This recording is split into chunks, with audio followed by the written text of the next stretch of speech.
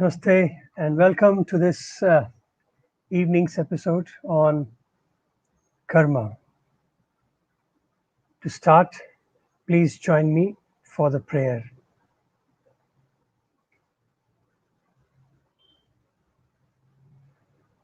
O Lord, take my love and let it flow in fullness of devotion to Thee. O Lord, take my hands and let them work incessantly for Thee.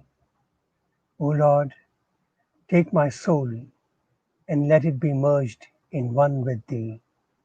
O Lord, take my mind and thoughts and let them be in tune with Thee. O Lord, take my everything and let me be an instrument to work for Thee.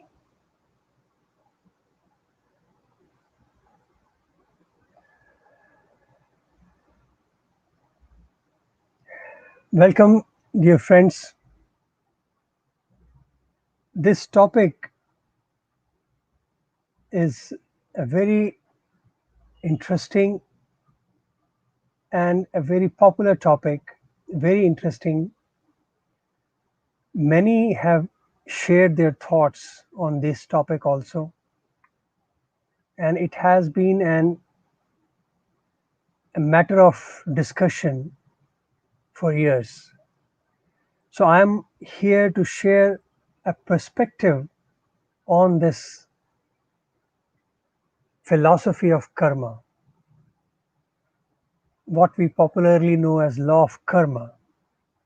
So here tonight we will look at different facets of that philosophy, karmic philosophy, and I would think that this is one of the most important dictums of Vedic lifestyle. So anyone who is interested in a spiritual lifestyle or a Vedic lifestyle, law of karma or the theory of karma is most important and critical for everyone. Hence, it requires and it deserves a kind of attention, some kind of focused attention for that. So, today, let us jump into it and explore this beautiful concept called karma. What does karma mean? In English, in a normal translation, law of karma word is translated as an action. It is translated as kriya, they say act. But karma is actually a broader term. And it has other influences like niyati and bhagya. So the action per se is kriya. So karma and kriya, they are two different things. We'll look at it.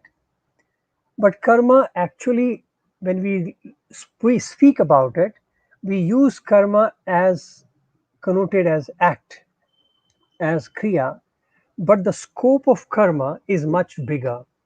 So when I say law of karma, it not only involves the law of action per se, but it also involves the fate and the destiny too. So when I talk about karma, it is that encompassing word. Hence, as we move forward, I would request you to please look at that holistic manner. So that way we have a better understanding of this karmic philosophy. So karma reflects to action as well as all the elements which are attached to action like destiny, fate, everything is connoted by this one word karma. And how do we understand karma? See, karma reflects response. So, whatever I do, I know the karma philosophy says I will get a response. So this is your karma. So why are you like that? It's my karma. That's how we use the term also. Okay, I smile at somebody and I expect it back because that is my karma. I am acting, I'm responding to a scenario that becomes karma. So there is one aspect of that. Karma also reflects cause and effect theory. So it is not just a response, but it also indicates that as you sow, so you reap. Every action has equal and opposite reaction. So basically, cause and effect. This philosophy to understand that whatever I do, whatever I think, whatever I conceive, everything gets energized and it comes back to me. So I am that way the creator as well as the enjoyer. So there is another factor of cause and effect. And the third way of looking at it is the law of intent.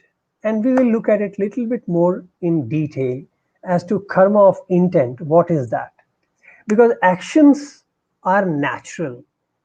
In our last classes also, we have looked at it in that manner that many acts, in fact, all the actions required for survival are happening naturally. But we attach our ego, our possessiveness, our identity to it. So I am breathing. So I don't hold my heart and pump it. It naturally does it. So the fact is, many things happen on its own, and the intent of the action actually determines the response and the fruit of it. Hence, has the connotation of intent. So many times, law of karma is also called as law of intent because the intent is what actually determines, your motive of action and your fruits of action. Actually, fruit of action. So these three are the way of approaching karma. So one is response, cause and effect, and the intent of the act per se. So if we look at these three things, then we'll understand how this law of karmic works. Now, when we are looking into it this way, there is a question of what is good karma and what is bad karma. Correct? Now, how do we define good? And I always, being in education training, I always look at teachers and I talk to them. I always question them as to when you say a child, he's a good child. What do you mean by good?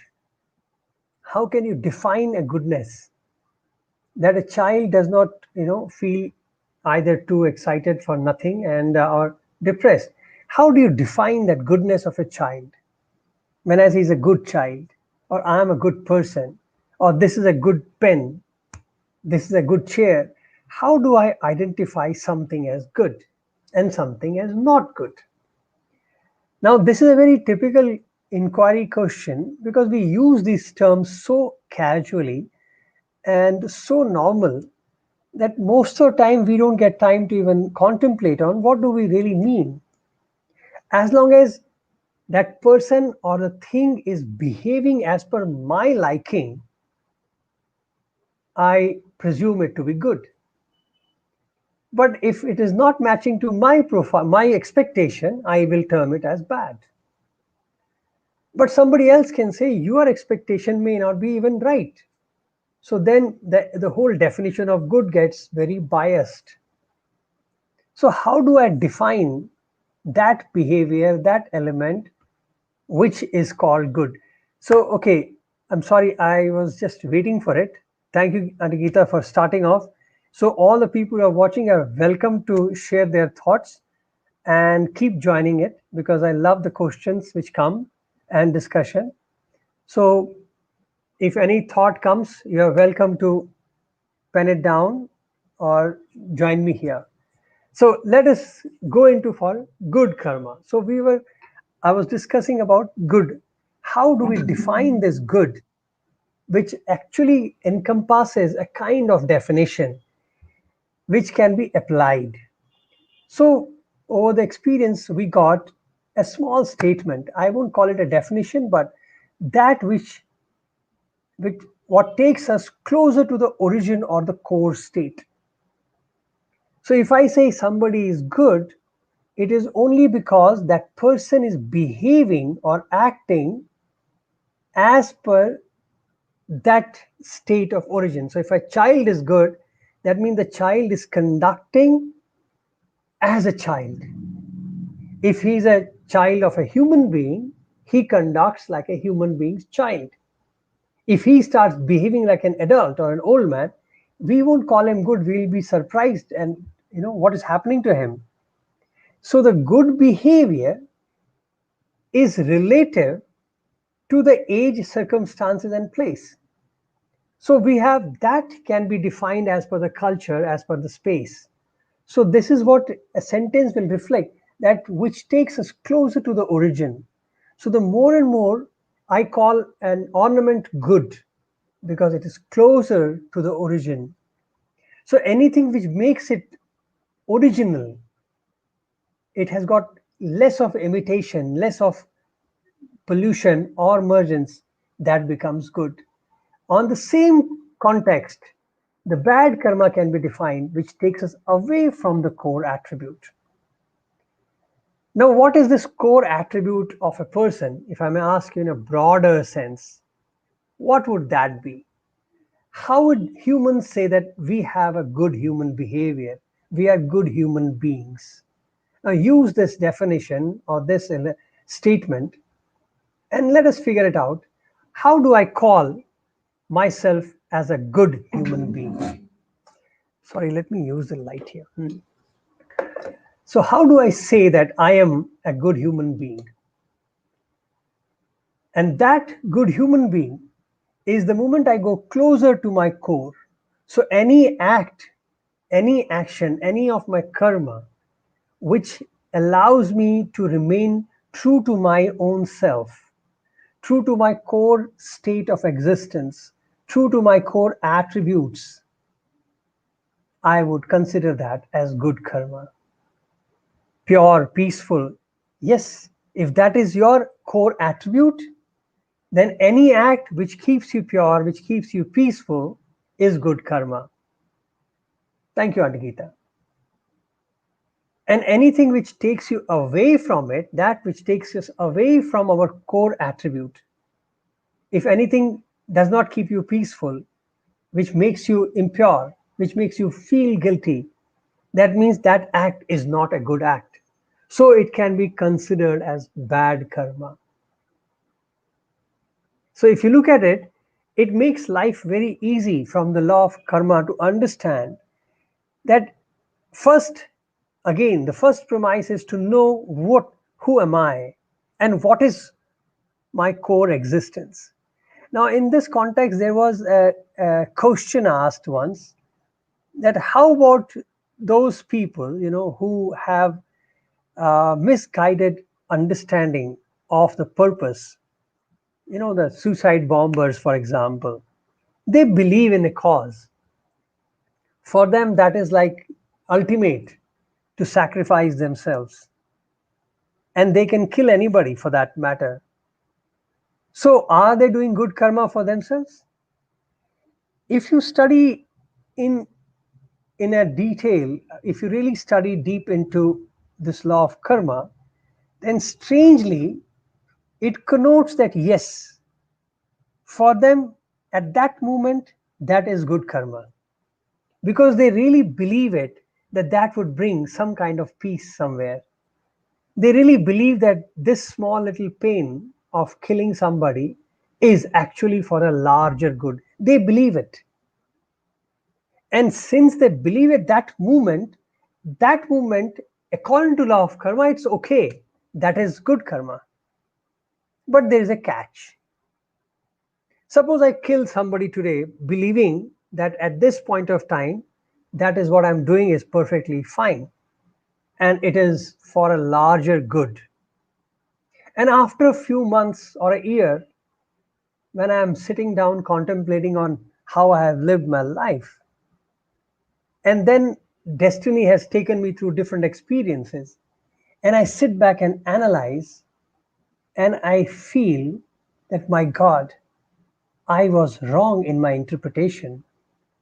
The moment I repent for my act, the moment I have a guilt in my heart for that act, all that act which I have done, that karmic effect will hit me right at that moment. That is law of karma. So till then you could be living a very, so-called happy, ignorance, like as they say, ignorance is bliss life, in which you felt that all that I did was perfectly fine. And that was fine till you realized that no, I was not right. That what I considered to be the larger good was actually a larger hurt, larger harm. And the moment I realized that, my karma suddenly turns from good to bad, and I am ready to receive the consequence of it.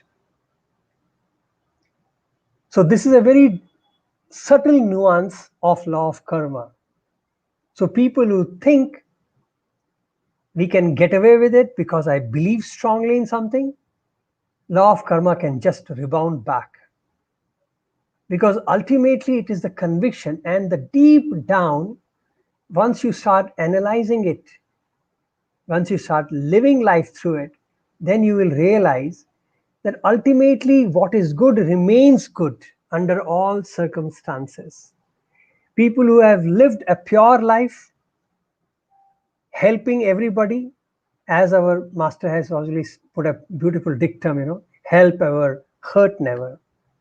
So, the moment we start understanding that by hurting I cannot bring peace, I cannot bring happiness through unhappiness means, I cannot bring peace through violent manner. The violence and peace does not go together. And hence, this will realization will hit you one day or other. And the day it hits, get ready for the consequences. So this is the subtlety of law of karma. So you can enjoy as long as ignorance prevails. But the moment ignorance gets off and you realize, then we have to be ready. Regret. Okay, Sid says good means if a child adult follows strictly the dictum of Bhagwan aligned with my conscience, there is no yardstick because everyone has their own justification. See that Sid, this aligned with my consciousness is again very relative, very subjective to you. So if all of us start believing like that, and if we don't have if our belief does not match with the goodness and the welfare of the larger good, then there is something wrong in our interpretation. So it is not that the yardstick is required and everybody has to become the same cookie cut, everybody has to become the same model to live. No, but we have to understand that my freedom ends where your nose begins. So I must learn that my interpretation should not be hampering or disturbing others. That's why I said take your time, digest it. I'm just sharing the dictums of law of karma. Gita says, what happens once you have realized and in the awareness, regret it. See, regretting is again the acceptance of the karma, and you have started accepting. When regret is when you have realized it, and now get ready for the consequence also, so that you will not repeat it. But you can't help the consequence part of it. But if you have really regretted, then you will learn how to be ready for it, how to face it. And that is where the spiritual practices and the help of divine comes, when he works as an anesthesia for all of us. So when the consequence fall on us, and then he puts as an antidote, and we don't even realize that we are suffering. So that is where the whole consequence theory and the grace theory and the relationship of God, our sadhanas, our God realization, all that will work in that. So, that's why I said just let us first get through this concept of it. What is good karma? What is bad karma? And how to look at it. And Always think in terms of your core attributes and from the larger good. That is how the law of karma is explained and understood from the scripture's point of view. Okay, moving forward. Now, in that process, there is another terminology which comes ethical and non-ethical, unethical act. So what is an ethical act? Now, an ethical act, when we say anything ethical, it becomes when I consciously do something. So, and a conscious alignment with our core attribute. See, there are many things which I do because I have somebody has done it, and I'm just like, in a zombie state I'm working, or in a belief faith I'm working. But the moment I'm using my intellect, my conscious, and I'm aware of my actions, I take responsibility of my action, then only the dilemma of ethics come into picture. As long as I am not taking responsibility of my action, the question of ethics may not ever even arise. So the ethics, the ethical part is when I am taking ownership and then I decide whether should I do it or not. Then I have dilemmas, and then I have the question and answer to go through. So an act which is consciously done, which aligns me consciously to my core attribute for the larger good, that becomes ethical. On the same attribute, if I use unethical, that which consciously distracts or diverts from the core attribute, that becomes unethical. Here I always like to quote Duryodhan from Mahabharata, when who says, Janami dharmam nachame pravritti, janami adharmam nachame nivritti. I know what is dharma, but I can't follow it. I know what is adharma, but I can't give up. So he was ethically strong, and he consciously did unethical things. He knew what is right, he knew what is wrong, but he succumbed to it. So that is ethical karma. So when the ethics part comes in, that is a conscious movement where I am doing. But realize that law of karma works even for action.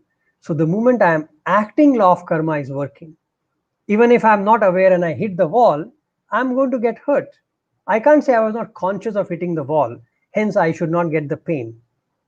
So the law of karma is not restricted only to my conscious awareness, but at the same time, the consequence of ethics and unethical, and then the effect, that is also law of karma. That's why I said karma theory is not only action, but it goes into the destiny and the fate aspect, and it has a larger consequence of it.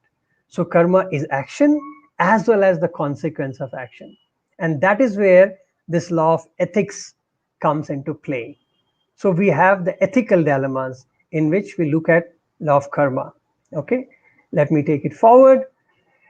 Now, how do we understand the result of it? Now, I'm just taking you through the concept first, and then we can discuss about various flavors of karma. So how do we look at consequence? Now, what are the consequence of law of karma? Now, here we are trapped by two things. One is the fruit, what we call phalas. In Sanskrit is called phala. Phala in a literal translation is also fruit. So what do we get by my action? So these are, most of our actions are done consciously for a certain result. If I'm studying for a result. If I'm working for a result, be it a financial gain, be it a promotion, be it a interpersonal development or a praise, whatever. So basically the result, the karmic bond result is the fruits of the action. That's how we interpret karma, result. And then you have, because of the karma, you have samskaras. Sanskaras, as we had already discussed in our previous sessions, these are the impulses which get imprinted on our subconscious plate, that is chitta. That discussion we already had in our previous sessions. So people who are interested can always look at those videos. So the consequence of the action is, one, it gives you fruit of action, and the second, it gives you imprint on our consciousness. So The imprints actually is the wall which keeps covering the shell of our soul, if I may put it in that terms. So that creates the binding, and because and that is the purpose. One of the purposes of life is to keep cleaning that impulses so that we can get what we call awareness, enlightenment, self realization. See, all that is a consequence that result because of samskara, and that happens because of action. And because of action, fruits, we do action for fruits. So these two are things happening, and because of them, what happens? We are trapped. For because of both of them, we are trapped. We are trapped into the cycle of birth and death. That is how law of karma explains to us that why are we born again and again, again and again. And that is what our scriptures keep telling us and reminding us, that the human birth is given to us to get out of it. But now we know, if we understand the karma, every act either binds us because of our fruits, or because of the fruits I get imprints of impulses on my chitta, which is my subconscious, and both of them are resulting in my birth and rebirth cycle.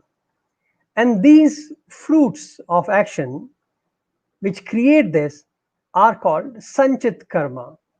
The karmas which are accumulated over the births, whether I was born as an insect, plant, trees, animals, then humans, in all of these births, whatever imprints I have created, I have accumulated, so to say, that accumulated imprints are called sanchit karma.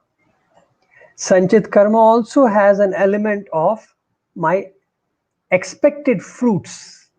So if I have acted for a fruit, I must get that fruit. And that is also inserted as a part of sanchit karma. Because if I have worked hard for something and that has become my, I have acted, hence I must get a result. So that sanchit karma will bring me back into other life or lives for me to enjoy the fruit of my previous action, whether good or bad. That is immaterial. So sanchit karma is culmination of all the actions which comes as a fruit of action or as an imprint of impulses as sanchit karma. Now sanchit karma can be large, and in a span of one life of the body may not be fulfilling. So what we study that this bodies is called pralabdha karma. The pralabdha karma is a portion of sanchit karma which is in the karmic whole design, which are calculated and understood through astrology and palmistry and astronomy together. We study that how much of that equation has been taken into one life so that we can clean up the pralabdha of this life. But the challenge appears that while we are cleaning the pralabdha, which is the accumulated portion of the sanchit in this lifetime, we are also adding up more, because the way I respond, somebody I had slapped in the like a year back, he comes back and slaps me today, and I get angry and I respond him in anger. So not only I get a slap because of my pralabdha karma, but I also slap him back or I scream at him, then I add up more karma. So this cycle continues. So he slapped me today, I don't remember the past, so I slap him back. And then I get a consequence of that, so I have to come for tomorrow to get it slapped back. So this slapping will continue, and I don't know how to get out of this trap. And then comes a stage wherein we question that should I respond or not? How should I behave? We will discuss that very shortly.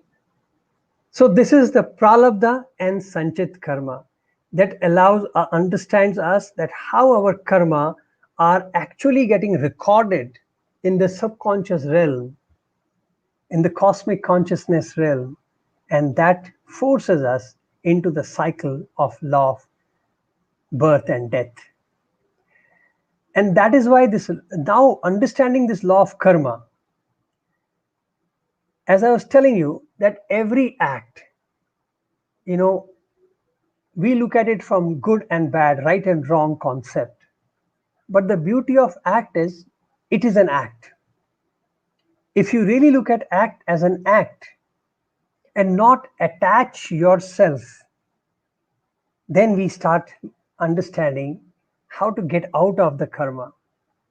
But since we, that is a challenge to understand that how do we do that, this law of karma is basically turns into fruit or a trap because of the intent attached to the karma that I was telling you before. For example,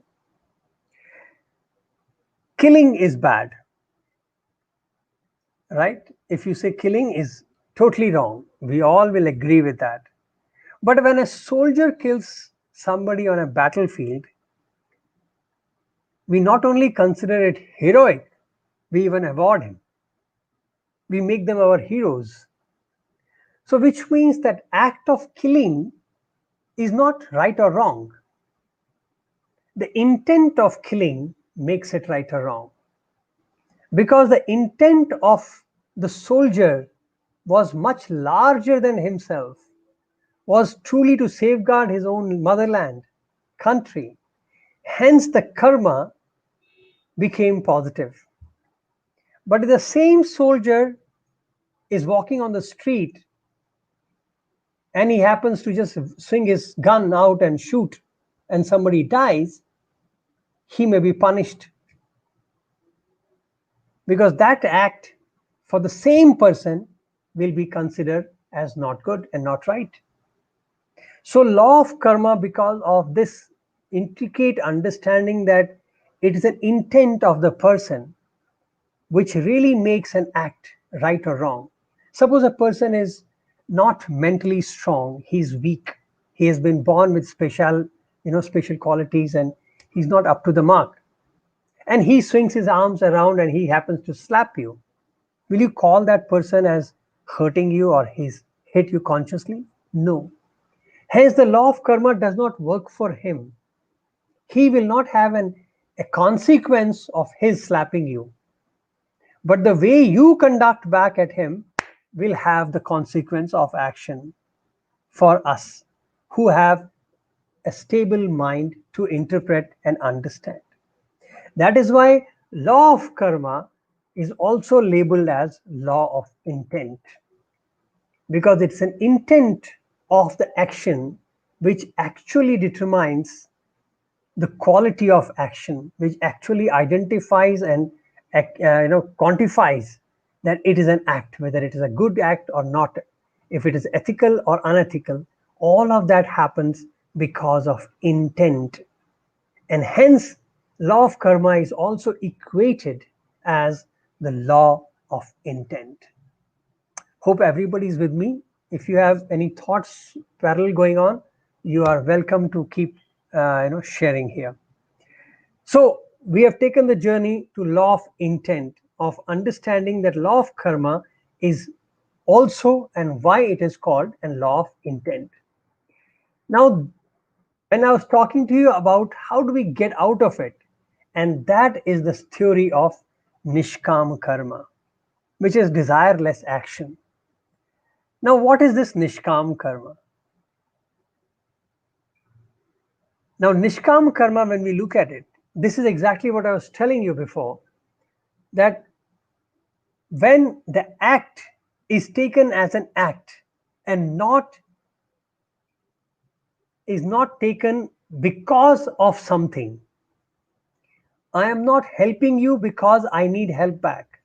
I am not doing something because I expect something in return. I'm not doing something with a pre-expected results. And when my act remains in the full capacity, in the full manner of potency, without an expectation or attachment to the result, then it is considered as nishkam karma, in which I do not attach any or attachment to the result. In Bhagavad Gita, it's very beautifully explained that every act has got certain facets, or shades, if you may call it. See, one is the actor, the sense object which is perceiving. Other is the object of the sense, and the third is the attachment to the object, the interest in the object. Say, for example, I like to eat ice cream. So my tongue demands an ice cream, and there is an ice cream, and there is an interest in the ice cream. So tongue says, I need something, and the mind visualizes ice cream in the head, and the interest in the ice cream makes me act on it. Then I chase the object. So Bhagavad Gita very beautifully explains that how do we get rid of that this whole confusion, and how do I act without it. Now it says, how do I control my slavery or my interest of my tongue, if I have senses. They say you have three things. Now first you can do is block your interest. So like if I look something, I will stop looking at it. I will pull my eyes away. If I feel that my tongue is desiring, so first I will withdraw my senses from that. So I will not feed my senses that ice cream. But then the thought of that is still prevailing in my head. And I know that the thought itself can create an ice cream in my head, in my mind. So then what do I do? So they say object can be deleted. So I will not take my senses close to the object. See, like that's how the marketing people do. They will make you a walk wherever you're walking with your children. They'll keep the attractive things for child on the along the way. So naturally, the child will keep asking for this and that, and the parents are forced to buy it.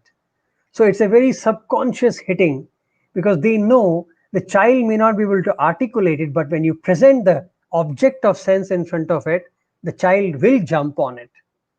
So they create a marketing in such a way, the displays in such a way that the object comes closer to you and you want to demand it. So the second thing which Gita says, delineate object itself from the way. So you don't go there where the object which distracts you from your path is there. So you delete the object from the life. The third is the interest in the object. Vishayarthis, the Vishaya, that interest part of the object. And that requires a bit of logical thinking, that requires a little bit of practice. So for that they teach you, either you give an alternate to your mind, or you practice different things so that the interest in this keeps coming down. So you switch, like Bhagavan says, if you have to give a better thing for the mind to think. It's like a monkey, you have to give some job to it. If you don't give job, then it will start disturbing you only. So mind requires something. So if I have to distract him, I have to distract him with something else. And that is the game. So the third, the interest in the sense object, is the most difficult thing to get rid of. So people, that is how the people used to run away from cities and go into forest, so that at least they can, cut off the senses, cut off the object, and start to clean up their impulses and the imprints, and they can get rid of their vasanas. So, but in the world, when we live in the world, it is very difficult for us to delete the objects. The delete the interest in the object. So, at best we can do is to start deleting the object. So, the moment we start deleting objects from our life and maintaining a safe distance, then slowly, slowly, that interest and the thoughts will subside. And in that, we have to process. We give alternate, feeding to the mind. When the mind is thinking something, you give him something else to think, and that way the distraction will happen. And ultimately we'll reach a state in which we will act, because we know the action is natural to the senses, action is natural to the body, And this action will continue, and ultimately we will learn to act without the expectation of the results. And our act will certainly not be for an expected personal desire. See, my act will become more and more, it should become more and more for the welfare of the mankind as a whole. So, samasta lokaha sukhino bhavantu. May all the beings in all the worlds be happy. See, that is Nishkam Karma. When we start moving towards that state of living in which there is nothing personal, there is nothing narrow, there is nothing limited, and that is how the karma starts expanding more and more towards the Nishkama element, wherein our desires move from this limited I to the bigger I, this limited self to the capital S. So that is what is considered as Nishkam Karma. Now, there is a very interesting question which comes to very often ask: is the act only physical? Now, you can say verbal is also an act, right? If I abuse somebody, if I scream at somebody, it's also an act. If I say loving words to somebody, that's also an act because something has been externally said. But what about thoughts? Have anybody thought about it? Has anybody given a thought that a thought can that be considered as an act? Imagine in my head I'm thinking I love you, or in a head I'm thinking I'll kill you. Is that same as being an action? So this is another dilemma. So how many of you think that a thought can be act? So imagine how many thoughts we have in a day, and if all of you think that if you all the thoughts become action, can you imagine the consequence of all the thoughts? We are trapped for lives. We are done for lives actually. So how many of us really think that thoughts are action? Falguni says yes, yes, yes. Novi says yes. So there are so many people saying yes. Anybody saying no? But the question will come, then every thought is an act? Then we are trapped.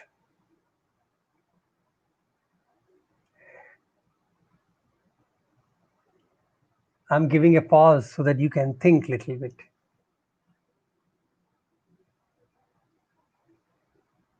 But if you really look at from the law of karmic theory, yes, a thought is karma only if we feed the thought.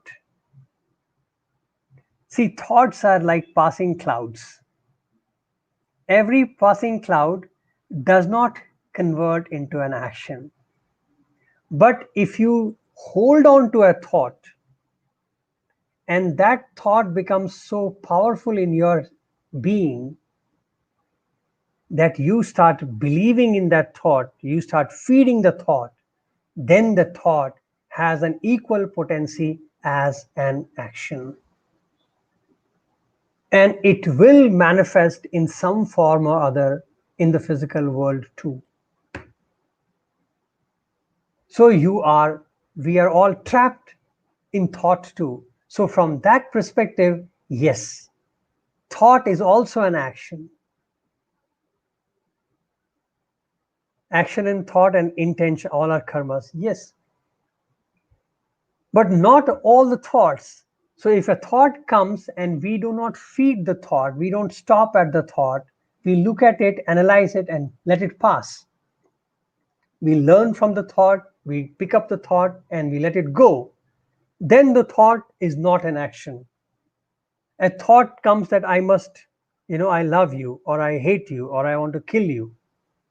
That thought is not an action unless and until I start giving it a proper contemplation on it. I start believing in the thought. I start really contemplating on the thought. And the more and more I do that, I am activating the thought. And that thought becomes an action. So don't be scared that every passing thought is a trap of action. So that is also not. So yes, Falguni, if you're attached, that attachment, what I call it, is like when you feed the thought, when you pause with the thought. If you allow it to pass it through like a passing cloud, then we are relieved. And that is the beauty of law of karma. So even a thought can be a trap for us. I had a very good example, but a friend had some issues with somebody, and the person, he was so angry that he was almost thinking in his head that how you want to kill him. And at that time, a master came and stopped him. He says, "What are you thinking so bad?" And the distraction was so critical at that juncture because he would have acted in his head the whole process, and then he was liable for the consequences. So that is a grace element which enters and helps you. So as long as we learn the technique of observing the thought and let it pass, we are fine. We can learn from it. But the moment we hold on to a thought and feed it, we are trapped. So that is the consequence effect of law of thoughts.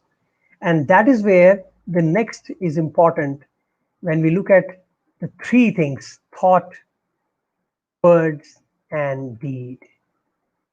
So this is how our Vedic culture goes deeper into this understanding, and it says the harmony of these three things is very important. And if you want to get rid of your imprints, your impulses, and get out of the cycle of life and death and find fulfillment, it is very critical for all of us to practice Trikarna Shuddhi. Trikarna Shuddhi means three is three, Karna is object, sense or senses, and Shuddhi is purity. The process of purification of these three is called Trikarna Shuddhi. So in an karmic theory, Trikarna Shuddhi is very critical.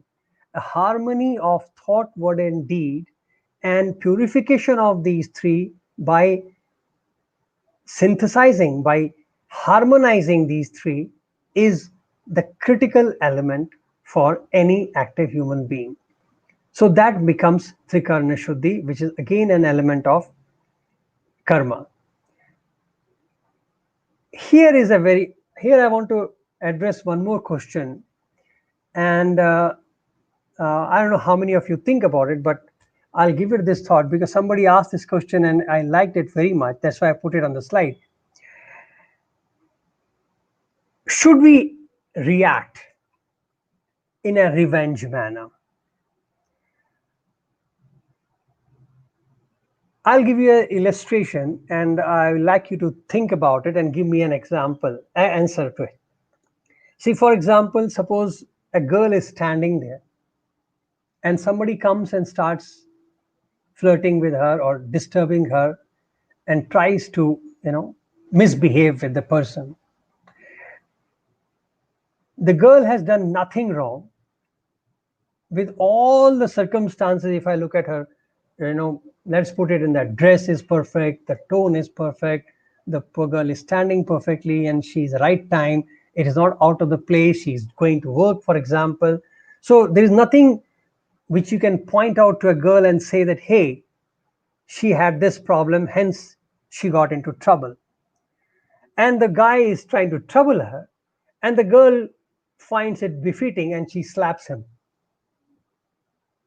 How many of you agree and like it that she did the right thing? Slap the person if he misbehaves. And I'm telling you, with all the conditions, the girl is totally justified. If she slapped, she's totally justified in slapping. So, how many of you agree with the girl that she has done it? I'm sure all of us in our hearts feel that absolutely right. She should have given one more shot. And I'm with you for that. But let me now give you another flavor change to this. Suppose that person is really a very strong guy. A girl is 5 foot and the guy is like 7 feet tall, Hulk, and a goon, and nobody can touch. She can't walk away because he's like a terror. Do you think then she can fight back? She can slap? She can't. So the problem is, but in her heart, she would love to slap that guy also. But unfortunately, the reality is that she can't slap back because now the circumstances are different. Even though she is justified in slapping, she cannot slap. So, what happens in our life is that our reactions also depend not on what is right and doable, what is right and justified. It is mostly depend on the ability I perceive. My reaction is not dependent on actual what should be done, the purpose. Because the man is wrong, he must be punished. We don't do that way. I react only when I am sure I can slap him and get away with that. But if I know that if I slap him and he slaps me back and I'm done, I'm dead in the next moment, then I will not slap. Then I will philosophize. I forgive you. Then I will philosophize that we should not be there. We should run away from that place. And we can curse the whole government and everybody because we are not competent enough to fight back. Do you see the what I'm trying to achieve at? Because revenge we take only when we are competent. When we are not competent, as in Hindi we say, "Khoon ke goot pina." You just swallow your pride and you just shut up. You cry. You can do whatever you want to do in your coffee table discussions, but you can't step out. We cannot raise our voice because we are weak. We are small. And when I look at it, should I stand for it because in spite of me being weak, then I'll get killed right that moment. Should I go for it still? Now the law of karma is very beautiful in this whole concept. In Bible, there is a very beautiful teaching. Everybody says that Bible straightaway quotes and says, don't take revenge, God shall look after it. So the Bible says, don't revenge. What does Gita say about it? You'll be surprised that Lord Krishna taught in a very different manner. And I'll give you an illustration for that because it is very key in our lives. An example is from Draupadi, from Mahabharata. A queen, she was literally a queen of the whole empire. She was abused, disrobed in the royal court, in front of her valorous husbands, in front of her fathers and grandfathers and uncles, those who were each capable to destroy the whole army. And still that lady was insulted. Her anger, fury was so much that she would like to burn everybody. And when, of course, we know the story how Lord Krishna saved her, when personally Lord comes to her, she's fuming. Obviously, she would fume. Who will not? And Krishna goes to her and cools her down. And she says, Draupadi, what do you want now? She said, I want them to be punished in the most gruesome manner. And the Lord says to her, yes, Draupadi, their acts were totally unworthy and they will get punished for their act. But we will not kill them because they did that to you. So I want first thing from you. If you can give me that, then everything will happen. She says, what? And the Lord says, forgive them. She was shocked. She looks at Krishna and says, how do you expect me to forgive them? They have insulted me. They have disrobed me. They have literally molested my dignity. And Krishna says, nothing happens without a reason. You per se have not done anything, but there's a reason why it has happened to you. Because no other lady would have able to take this other than you. And unless they did that, they would not have achieved that kind of, bad karmas that now they can be killed. Now they are ready to be destroyed. And for them to reach this peak, this act probably could have been avoided, but it was justified again. So, with whatever reasons, that's a different story to explain, like why Draupadi became that conduit for it. But he says that has happened for a reason with you. But they will not be punished because they did it to you. They'll be punished because they did it to a lady. They will be punished because they had that dirty thought, which was a curse for the mankind, which was a bad example for the whole human race for centuries to come. That act is so disgusting that they will be getting a gruesome death, but not on a personal account. So let the revenge not be there. Let the act of our should not be a revenge because it was done to you. Hence, they will die on their own fate.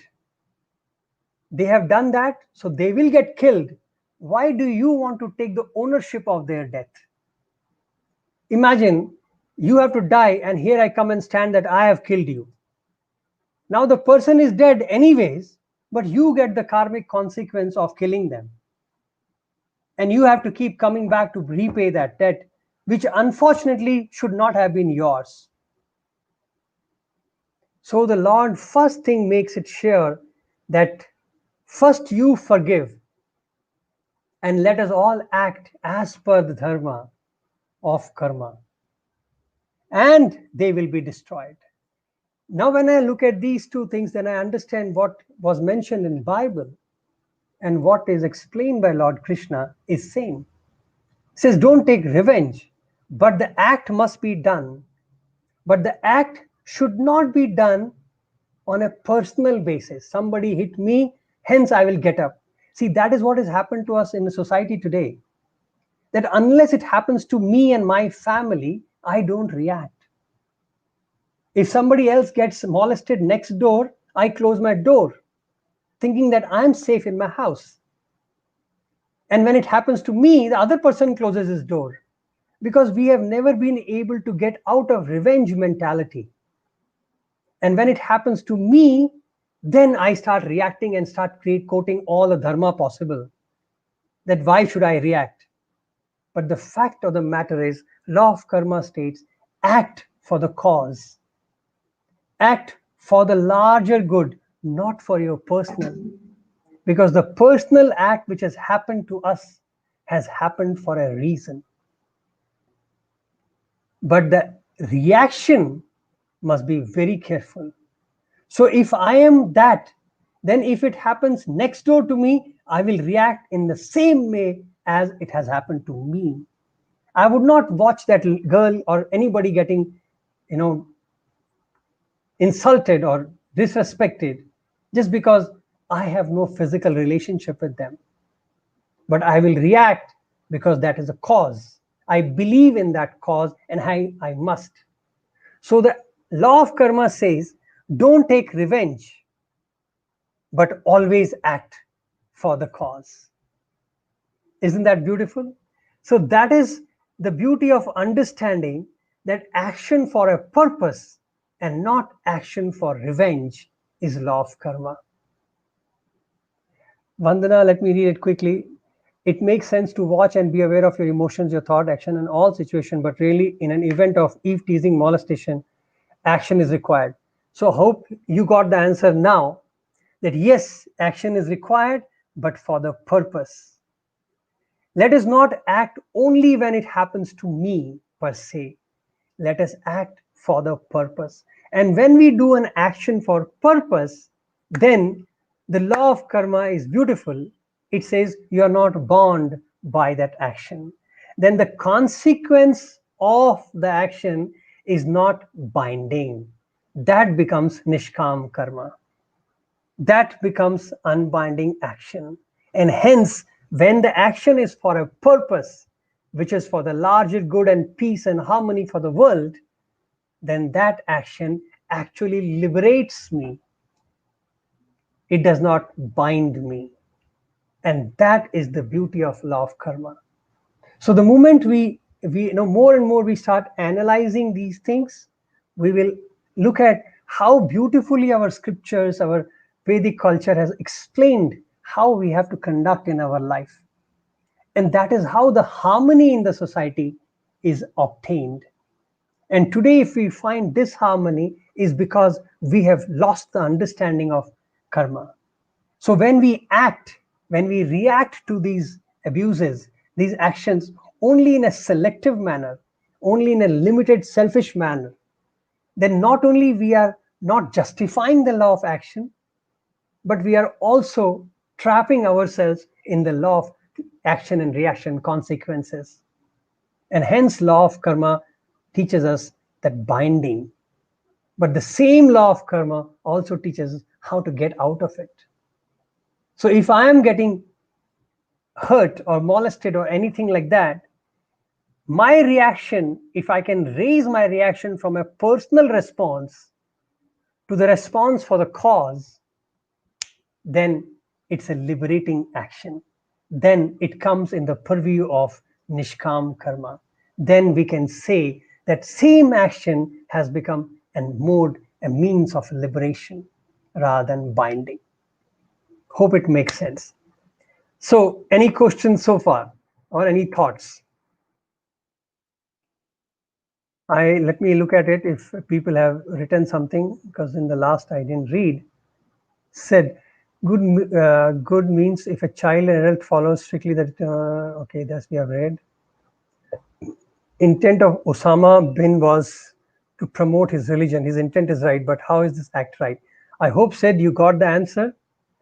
That yes, that's why I said to you in those people also, as long as they believe it, it is good. But the moment for them it is good. See the consequence, understand it's a why should I get when some bomb falls, why am I under the bomb? Is because I deserved it. So I always tell that, in my understanding, that whatever happens to me is only because of me. Others are only conduit to it. So if I am getting happiness from others, it is because of me. If I'm getting abused from others, it is also because of me. So I don't blame anybody for anything which happens to me per se on a physical level. But how I react to it is again up to my choice. If somebody is good to me, I don't have to get excited and start, praising him or her and then responding it in the same manner because then I am expecting and creating a chain again. So how do I remain calm and neutral? That is my personal journey. But the person who is throwing abuses or a bomb on me, that is his karma. So from his point perspective, he's right as long as he believes in it. But the day he pauses, and usually it happens before you kick the bucket in this life, it happens. Nobody can escape this beauty of law of karma. At least in my limited experience and my studies, I can tell you that much that in the last moments of your life, the whole journey of your life flashes in front of you. Everything comes alive. You cannot escape what you have done. And that happens in such a clean, clear manner that you will know at that moment that what you were deceiving yourself, thinking that that is a right act, is not. And at that moment, everything changes for you per se. So the person who is doing it cannot escape it. Further person, like if I am receiving it, that's also my karma. Draupadi did nothing wrong in her apparent life, but she faced the worst of situations. Now, to understand that, we need another session because that is a different level of life. When those evolved souls come, they don't just come because of themselves, they come for a larger cause. So, to understand that is a different experience. So, nothing happens without a reason. So, always think from your I personal level. In personal spiritual growth, one has to be selfish with a capital S. Then only we can grow. Uh, to, okay, any other questions? Thought is karma. Yes, said you're right. Thought is a karma too, and that's why thought, words, and action should be aligned and pure. Perfect. Now we are coming into the age. If you attach a thought, you're bound. Yes. So I don't see any other questions. So if you have, before I close, if there is anything, if any final words anybody wants to say, I welcome you all. The tendency is to blame the past karmas for current circumstances. How can we turn that around?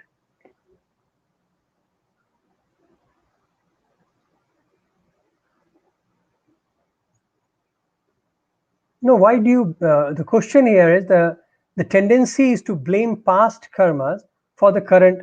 Why do you call it blame? It is the truth. Your present, our present is obviously based on our past. So why to blame?